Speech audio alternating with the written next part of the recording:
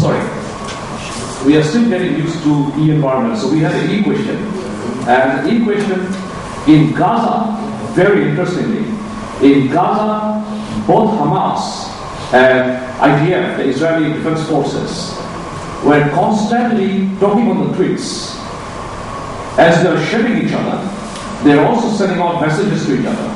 The truce that was broken by President Morsi and the Egyptian government actually happened on the tweets, because both sides showed the room where they could accommodate each other. So, if I follow the tweets correctly, every time that an incident took place, there was a tweet from the other side. And they also said that what it intended for, what sort of space they might have for compromise. So, more active or more activity was taking place in the social media by both entities than on the battlefield with shells. So we are in a completely uncharted water. We have never imagined that two sides could be tweeting each other as they're shelling each other. But that is what it is. And today, I would like to just modestly say, because my former boss, the army chief, is here, so I would like to only say that the battle space has changed completely. The information age has completely altered the ways we thought about battle. Information will be the most potent weapon in battlefield today than any other physical weapon system that we can think of, because even if we employ a physical system, it will only be functioning as long as the information being fed to it is functioning. So therefore, without information, nobody can go to battle or win a battle or fight a battle.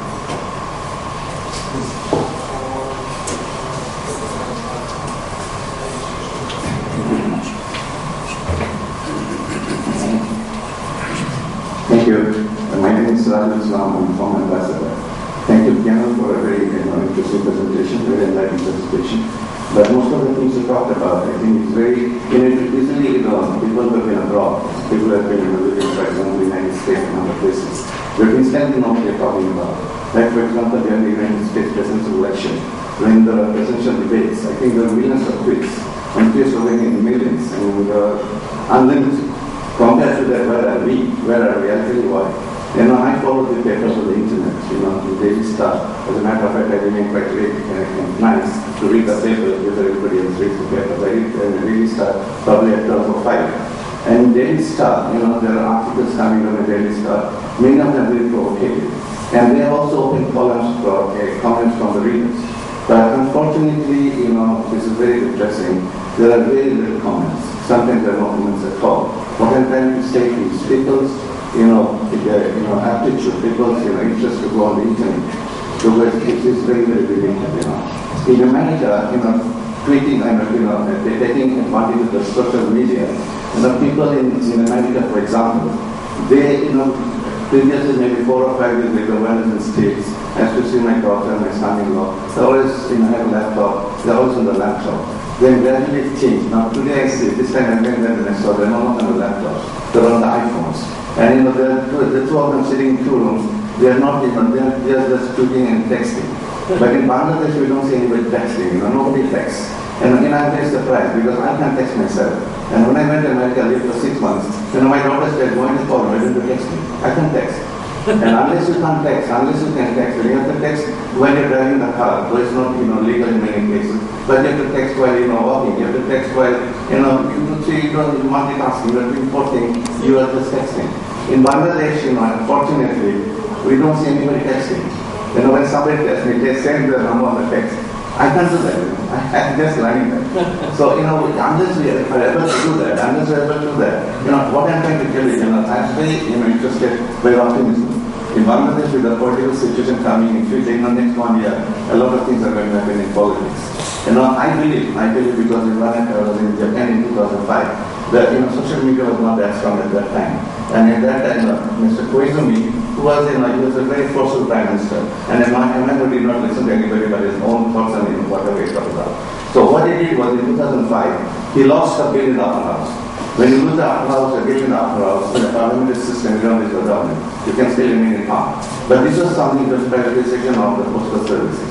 And this was something very, very dear to his heart.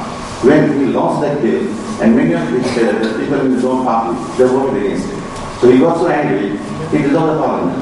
And when he dissolved the parliament, his mentor, the previous Prime Minister, Mr. Modi, told him, look, you made a very stupid mistake. Not only are you going to go out of power, the LDP which has not been out of power except for once in 1993, since 1955, is going to be kicked out.